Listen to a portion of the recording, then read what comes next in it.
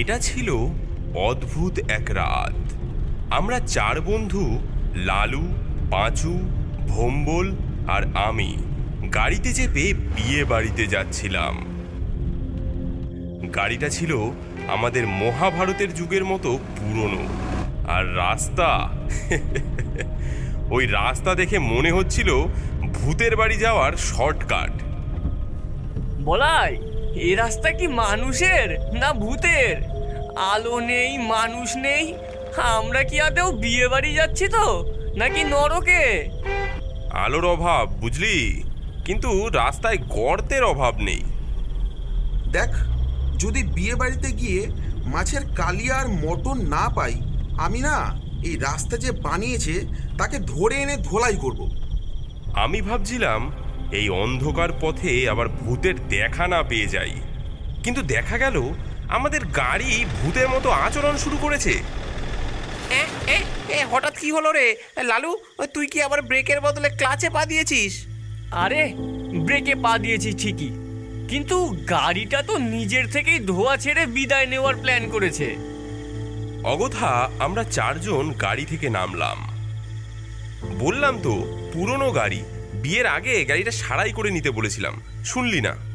আরে চুপ কর, তোরা ইঞ্জিন দেখ। আমি একটু এই গাছে হেলান দিয়ে নিজের মানসিক অবস্থাটা সামলাই। ভোম্বল একটু দূরে গিয়ে একটা গাছের পাশে দাঁড়িয়ে ফোনে ব্যস্ত হয়ে গেল। বাকিরা মিলে ইঞ্জিন ঠিক করার চেষ্টা করতে লাগলাম।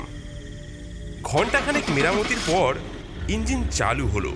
আমরা হাঁপ ছেড়ে বাঁচলাম, কিন্তু তখনও আমরা জানতাম না একটু পরেই কি বিপদ আসছে। গাড়িতে আমরা চারজন ছিলাম, কিন্তু যখন আবার গাড়িতে উঠে বসলাম তখন দেখি গাড়িতে একজন অতিরিক্ত লোক বসে আছে। আরে তুমি কি? আমি ভুটু, আমিও ওই বিয়ে বাড়িতে যাচ্ছি। একা যেতে ভয় লাগছিল তো, তাই তোমাদের সঙ্গে বসে পড়লাম। বললেই হলো, একা যাচ্ছিলে আর আমাদের গাড়িতে ঢুকে পড়লে। আরে ভাই, একে তো রাত, তার উপর এই রাস্তা, শিয়ালবাগের ডাক শুনছো তো? আমি ভাবলাম তোমাদের সঙ্গে থাকলে নিরাপদে পৌঁছতে পারবো।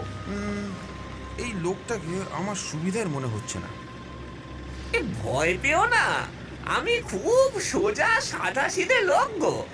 ভুটু নিজেকে খুব সোজা সাপটা লোক বলে চালাচ্ছিল, কিন্তু তার চোখের চাহনি আর অদ্ভুত হাসি দেখে আমাদের মনে হচ্ছিল এ লোক নিশ্চয়ই কোনো ঝামেলা করবে। এ লোকটা একটু বেশি সোজা বলে মনে হচ্ছে। কিছু গন্ডগোল নেই তো রে? ডাকাত নয় তো? আজকাল বিয়ে বাড়ির নাম করে লুটপাট করে। আরে না না, আমি ডাকাত নই গো, তবে গল্প করতে ভালোবাসি। চলো পথে গল্প শুনিয়ে দেব, আমাকে নিলে তোমাদের লস হবে না। আমাদের গাড়ি কোনোভাবে ধুঁকতে ধুঁকতে এগিয়ে যাচ্ছিল। গাড়ির ভেতরে এমনিতেই একটা অদ্ভুত পরিবেশ। ভুটুর মুখের হাসি দেখলেই মনে হচ্ছিল এ লোকটা কিছু একটা গোপন করছে, কিন্তু তার সব রহস্যকে ছাপিয়ে আরও বড় রহস্য হাজির হলো। গাড়ি কিছু দূর এগোতেই দেখি রাস্তার পাশে আরেকজন হাত তুলে দাঁড়িয়ে, মোটা শরীর, মাঝারি বয়স, কাঁধে একটা বড় ব্যাগ ঝুলছে। গাড়ি থামতেই ভুটু লাফিয়ে উঠল। লাড্ডু মামা, ও লাড্ডু মামা, লাড্ডু মামা শুনছো? ভুটু, আরে ভাগ্নে, তুই এখানে? ভুটু গাড়ি থেকে নেমে ছুটতে যায়। মামা, মামা, তোমার লাড্ডুর মতো মুখটা কত দিন দেখিনি মামা। আরে আরে ভাগ্নে, তুই তুই এতদিন কোথায় ছিলি? আয় আয়, বুকে আয়, বুকে আয়। বলাই, দেখ এদের মধ্যে কি দরদ। একেবারে পারিবারিক মিলন মেলা। এই শুনুন, গাড়িতে আর জায়গা নেই, আর কেউ উঠবেন না। আরে বাবা, একটু জায়গা দিন, আমিও তো ওই বিয়ে বাড়িতেই যাচ্ছি। ভাগ্নের সঙ্গে গেলে মন্দ কি? আরে আমাদের গাড়ি ছোট, এত লোকের যে জায়গা হবে না। হ্যাঁ, তা বলছেন যখন। লাড্ডু মামা আমাদের দোটানা দেখেই তিনি একটু ঝুঁকে কষ্ট পাওয়ার ভান করলেন, এমন করুণ মুখ করলেন যেন আমরা তাকে উঠতে না দিলে মহা পাপ হবে। অবশেষে আমরা রাজি হয়ে গেলাম। আরেকজন, এটা গাড়ি না লোকাল বাস? ও মামা, মামা ওঠো ওঠো, উঠে বসো। মামা গাড়িতে উঠে বসেন। গাড়ি আবার চলতে শুরু করে। লাড্ডু মামা পেছনের সিটে আরাম করে বসে পড়েন। আরে ভাইপো, বেশ ভালো হলো, আমিও এই বিয়ে বাড়ির দিকেই যাচ্ছিলাম। তোমাদের গাড়ি পেয়ে ভালোই হলো। তোমরা কি বিয়ে বাড়ির দাওয়াত খেতেই যাচ্ছ, নাকি আমাদেরকেই পেটের দাওয়াত করতে? কোনটা? আরে বলে কি, আরে না না, আমরা ভালো মানুষ, বিয়ের ভোজ খেতেই যাচ্ছি। শুনেছি দারুণ মেনু হয়েছে।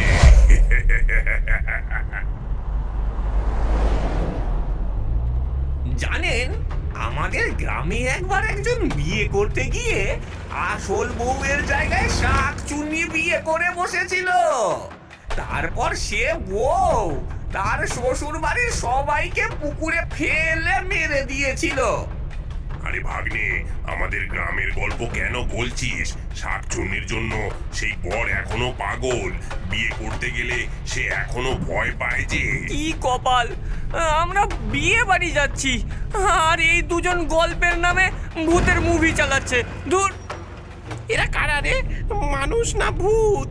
আমি বলেছি না, সুবিধে নয় এরা, বড্ড গোলমেলে লাগছে। ও ভুটু, তোমরা কি আসলেই ওই বিয়ে বাড়িতেই যাচ্ছ তো? হ্যাঁ ভাই, আমাদের দাওয়াত আছে যে।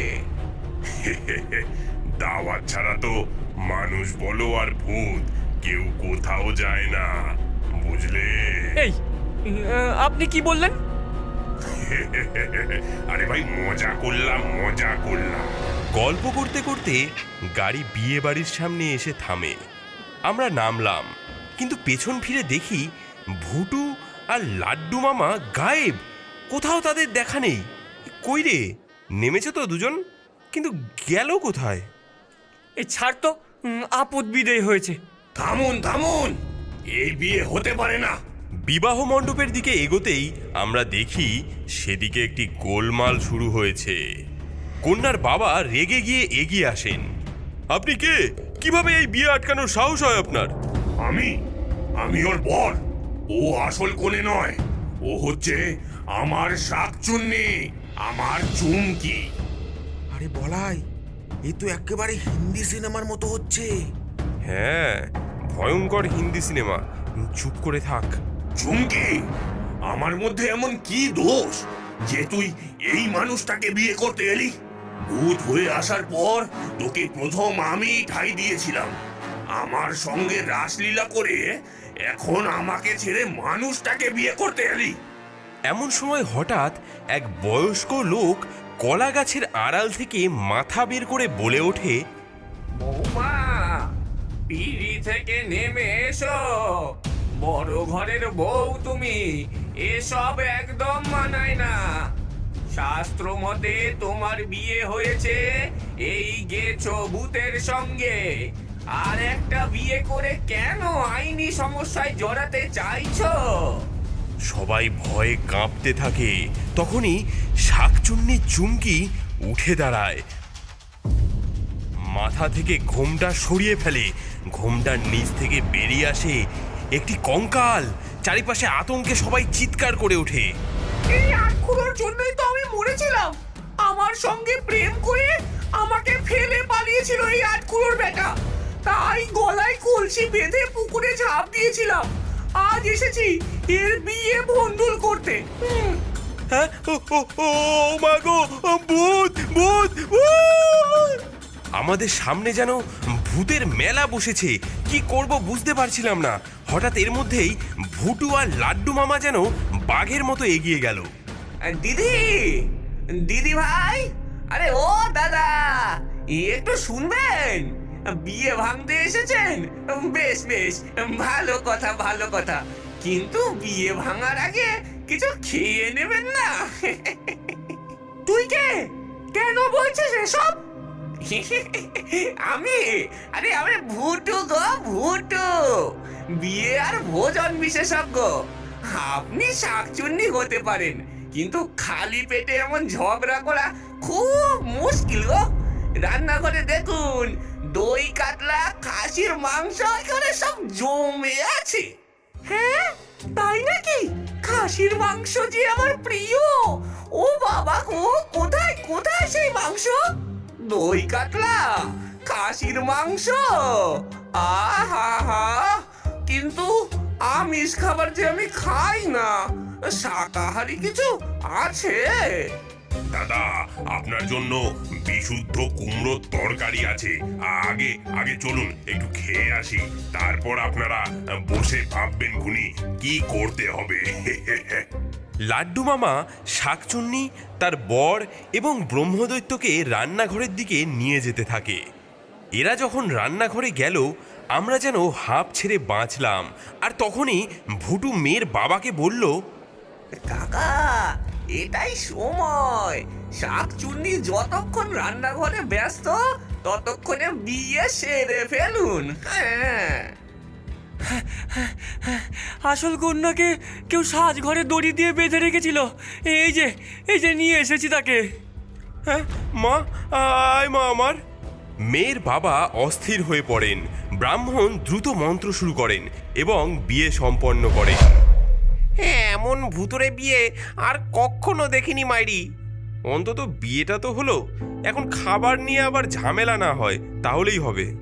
আমার মেয়ের বিয়েতে যা ঘটেছে তা সম্পূর্ণ ভুতুরে কাণ্ড, কিন্তু আমি বাবা হিসাবে অনুরোধ করব, দয়া করে কেউ না খেয়ে যাবেন না।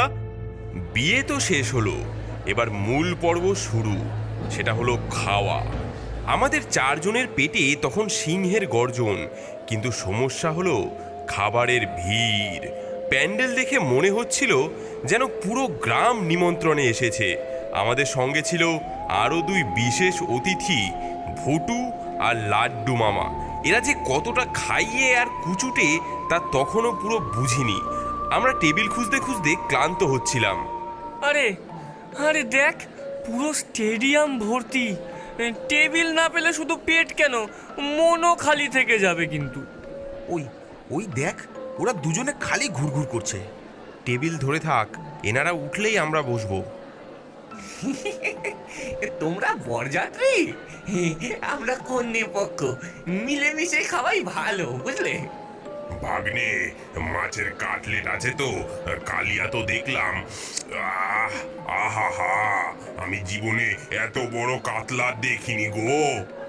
আমরা টেবিল ধরার অপেক্ষা করছি, এমন সময় ভুটু আর তার মামা আমাদেরকে প্রায় ঠেলে আমাদের ধরা টেবিলে বসে পড়ে। আরে আরে আরে, কি করছেন? আমরা এখানে দাঁড়িয়ে আছি আর আপনারা সামনে যাওয়ার চেষ্টা করছেন। আরে তাড়াতাড়ি খাবার খেয়ে একটা বিরিয়ানি প্যাকেট করব, ভাটিপাড়া মানে আমার বাড়ি নিয়ে যাওয়ার জন্য। কন্যা পক্ষের লোকেদের তো এইটুকু সুবিধা দিতেই হয়। অবশেষে আমরা নিজেদের টেবিলে বসতে পারি। ওয়েটার ভাত আর ডাল পরিবেশন করতে শুরু করে। হঠাৎ একটা অদ্ভুত ঘটনা ঘটতে লাগলো। আরে দাও দাও দাও, আরো বেশি করে মাংসের পিস দাও। আর ওই মাছটা নিয়ে এসো তো, আর একবার মাছের পিসটা দিয়ে যেও। ওয়েটার বড় বড় কাতলার পিস পরিবেশন করলো। আমি খেয়াল করলাম, আমি থালায় হাত বাড়াতে না বাড়াতেই দেখি মাছের পিস গায়েব। আশেপাশে তাকালাম, ভম্বল আর পাঁচুর মুখে একই বিস্ময়। আরে আমার কাটলেট কই গেল? তুই নিয়েছিস? আরে আমার প্লেটেও তো নেই। পাশের টেবিলের দিকে নজর দিতেই দেখি ভুটু গিলে ফেলছে বড় একটা কাতলার পিস, আর লাড্ডু মামা চুপি চুপি কাটলেট সরিয়ে রাখছে। আমি চিৎকার করে উঠলাম, তোমরা খাবার চুরি করছো? কি বলছো ভাই?